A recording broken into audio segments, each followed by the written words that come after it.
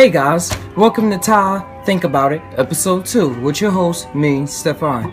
Well, in today's episode, I want to talk about protests, because we turn on the news and we see protests going on here in Philadelphia, Baltimore, all across the United States, even in other countries over there in Europe. Well, let's talk about it, okay?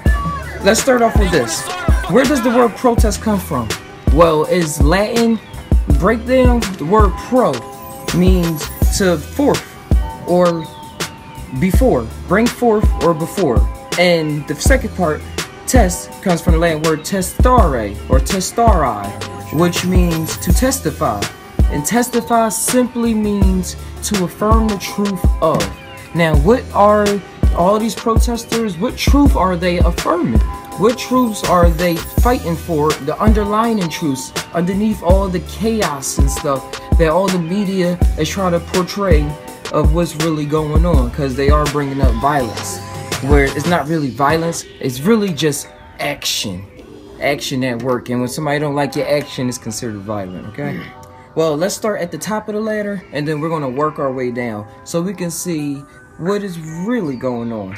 First, I want to say we are all born with a birthright, a right that is given to us by the Almighty Creator God, Allah, whoever you want to call him. But we have rights. Man does not signify where our rights come from. Man does not give us rights. And that is the situation we in. Our rights have been taken from us. And we feel as though it's some things the right to do, but when we try to act on those, we get arrested, we get beaten, we get blackballed, we get silenced, we get all of that. Okay? We were all put on here to be sovereign beings, and what that really means is we were all here to be self-ruled and not by a king or a government or even a president, okay? Because he's not elected in all like you think he is. With this foundation, let's talk about the people over top of the police, the people that run the police. They're parts of the government, the people in the government, and that you don't see. Let's talk about the people in the government you don't see, and if you do see them, you're not really sure what their motives are, because they're not going to relay them all out there for you to see. And if they are doing that, it is really, really encoded, okay? But the rulers of us, the rulers, well, not of me, but the rulers of the land that I'm on and the country I'm in and throughout time, they know how the universe works. They know how consciousness works, okay? And it breaks down to a science, or what some may call a spiritual science. And when you learn the science, you're able to enact it and work it out on other people and manipulate people, mind control. That's why we all caught up in this schism. You learn about that a little later. I've been taking notes from a good boy, a good man, Mark Passio, okay? The rules on how we are living, or the rules we're forced to live by, throughout time, the people have trusted these rulers because they are supposed to relay the message of God down to the people for us to for normal, so-called normal people to understand. But what they did was they took the higher laws and filtered it through their ego, which needs to die. Everyone's ego needs to die. And they filtered it, and then they give us their version of the story, okay? And they keep the real knowledge occulted. Most people hear the word occult and they become frightened, but occult only means hidden. That which is hidden. So they have hidden knowledge, occulted information, and they have occulted information so that the normal person or the normal everyday lay person would never be able to figure out or even get a glimpse on how this reality is really ran. And the people just run off of how the rulers want the reality to be ran, and they don't even know it. They think it's God, but the rulers think they're God, so they don't see the difference, and they don't think that they're wrong either. Okay, I would say this country today, America, everywhere, is run by dark occultists. We live in a very satanic society, and you can ask anybody, they'll say that. And if they don't agree with that, they need to TAi, man. They need to TAi about a couple things. Okay, it was always been because information from the rulers and the rulers was always given to us through religions, and religion is only here to divide us. We got this religion for this and this religion for that, money's religion, all this stuff. They put religions in place so that we think a certain way and not think holistically with one thought and one mind. Keep us in conflict, okay? Now they differ a little bit, but not too far. The military and the police, they serve the ruling class, not the people. This can be evidently seen anywhere you go, especially in a city. I'm from the projects in North Philadelphia, so I think I can say something a bit on that. Every day, the police presence makes you feel like you're living in a cage, okay? And that's what they're there for, to keep people in a cage, keep people binded. They're nothing but pets, man. They're nothing. And they're only getting away with this because they created this full belief system that everybody is believing, that they have some kind of authority because they wear a uniform, got a badge, and wear a hat, and got a gun or a nightstick. That's not authority, that's clothing. That's a Halloween costume. I can pull anything and be anything on Halloween. Halloween could be any day that I want it. And that's how these people are acting. They want you to treat them off their make-believe imaginary thoughts, when really they have no proper authority over anybody, because they do not have the right to say that somebody else does not have the same rights that they can live by. And that is a huge problem. And that's where we're at today in 2015, and for a very long time since police was even put in place. Alright? But the police, to the higher ups, like people that put the police in place, I heard that they're called dogs, and they're called, well, I used to watch Full Metal Alchemist back in the day, and the top people, they were called dogs of the military. Okay? Like, they just order followers, so to speak. And the dark occult masters that put these policemen in place, they know exactly what they are doing. Alright? And this can be seen through symbolism. So let's talk about symbols just for a little bit. Alright, it's something called a oscillotone, and it's a checkered board. I'll put a picture of it soon, like right now. Alright, did you get that? Did you see that? If not, rewind it. But it's a band, a checkered band that they wear right around their crown chakra, okay? And that checkerboard means something. It represents base consciousness. Let's take another look at the first degree tracing board of masonry.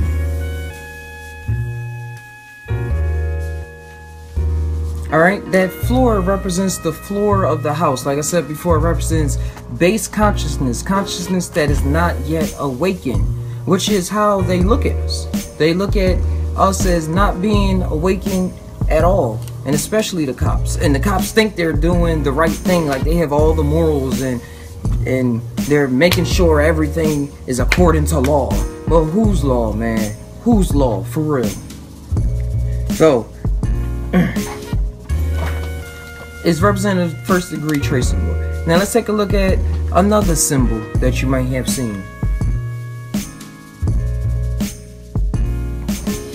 That, my friends, is a very evil sigil used by the Fraternal Order of Police. The same police that come to your house, that you see riding down the street, that you see on bikes, riding horses, all of that crap.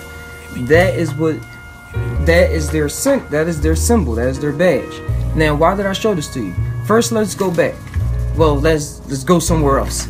666. We all heard of 666, but when most of us here, we think of like occult, evil, or devil's coming. But it really represents base consciousness. It represents not knowing the difference between right and wrong, a mind in duality, and not a mind of oneness and of one sound, of one beat. Okay. Now, in the Bible, it says, in the original Hebrew, it says it is the number of man, not of a man. It is the number of man, as they run around as beasts of the field with not awakened consciousness. Okay? So now, why I bring up the symbol of the Fraternal Order of Police? Now, look back at this again. The F at the first part of the star. That is we're going to use something called gematria, which is occult numerology, okay? Do some research on that. The F is the 6th letter in the alphabet. The O is the 15th letter. The P is the 16th letter. Now, we have the first letter F, and that's 6. If we add the 1 and the 5, that's 6 again. And if we add the 1 and the 6, that's 7. So we get a weird number, 667. Now you're probably like, what does that mean? Well, 667 is a very malicious number. It's given to the police by the overlord masters because instead of just being base consciousness, it's still base consciousness, but that last 6 is a 7, and that 7 represents action. It means they take an action without first having their own emotions put into it or their own thought process. They're just acting, and whoever just acts is an order follower, worse than a slave to me. At least a slave wants to be free. An order follower doesn't know that they're not free. They're just following orders and doing as they say they have to do without making their own moral decisions on if they should take upon that action or not. Okay? Now look at the checker. We see the checkerboard again in this sigil. We see it again. And we also see 2 pillars with 1 below. That 1 below it represents oneness, but it's lower below the 2 pillars of duality. So they want to keep the order of keeping us in internal conflicts with ourselves. And if we can't learn ourselves, how can we operate in this world? If we can't control our emotions, our thoughts, how can we act? Except for how they want us to act. So that's why they populate us with all this nonsense. Okay? Now, let's go farther down the ladder and talk about the common person, okay? The common person, as referred to in dark occultism, are called the dead. The dead, okay? And it represents not really knowing, not really feeling, and not really taking any action. Just, like, it brought me to, I was thinking about The Walking Dead. And I did a little research on zombies and stuff like that. And in those films, we are looked at as the zombies, just walking around aimlessly. And the Dark Occult Masters, they see themselves as the people running around trying to survive and doing what they have to do to not get eaten or be killed by the dead and be brought down to their level. Because once you're eaten by a zombie, what do you become? A zombie, okay? Alright, let's move on. But think TAi, okay? TAi about The Walking Dead. It's the reason it's the most watched drama of all time. Like, they have spin-offs coming. It's a good show. But pay attention. TAi, what you watch. It's called a hypnobox for a reason. Alright? Even the Godfather of the dead, George Romero, I'm probably saying it wrong, sorry, is quoted as saying, "I have always liked the monster within the idea. I like the zombies being us. Zombies are the blue collar." And this is the person that invented Dawn of the Dead, Light of the Living Dead, and countless other cult zombie films that we love and remade at least 1,000,000 times since then. Okay? Well, let's bring this back to the beginning, where I started. Protest. We need to go forth and affirm the real truth, not the lies that have been placed in our lives for us to just go with the flow with, okay? Protest, if it becomes violent, it does not have to be looked at as violent. Look at it as taking action against a system that is only here to oppress us and make sure we never ascend higher in consciousness and stay here based on the 666 level, okay? When we want to be moved to 777, which represents God-like consciousness, God-like emotions, God-like thoughts, and God-like actions. Not that we are God, that you become God, but you become God-like. You pierce and you feed off of the mind of God, okay? The mind of the creator of the universe. Alright? And the reason these people are so protesting why it's becoming like this, because a lot of people are not just waking up, but people are finally starting to take action. And when you start to take action, people do not like you, and you finally speak up for yourself, people have the most to say after you finally say what's really on your mind. So we can't just say anymore. If actions have to happen, if stuff has to happen, if cars have to be destroyed, if CVS's have to get bombed, as long as no one's in there dying, it's just property. Black lives matter more than property. White lives matter more than property. Lives in general is more important than anything that we can create. Anything we can create, life is more important, or else you're a materialist, okay? And we need to get over ourselves and move out of our egos. This religion, I like how Mark put it, this religion of authority has to stop, because it's a religion. It's just a belief that they have authority over us, when in fact they do not. Okay, we need to replace with self-sovereignty. Self-sovereignty. We all have to take responsibility for our own actions, our own thoughts, and our own emotions, and really bring it to this reality. Our own thoughts, our own our own emotions, and our own actions. Okay. We need to do all that we can do with no excuses, and it's going to take hard work, or you will be considered the Walking Dead, or stay tuned for the Walking Dead. You will be in the next episode, and trust and believe you won't be running. So I'm gonna leave you off with this. Tupac Shakur is quoted as saying, "I shall fear no man but God." And I hope you take that in, and I hope you enjoyed this presentation.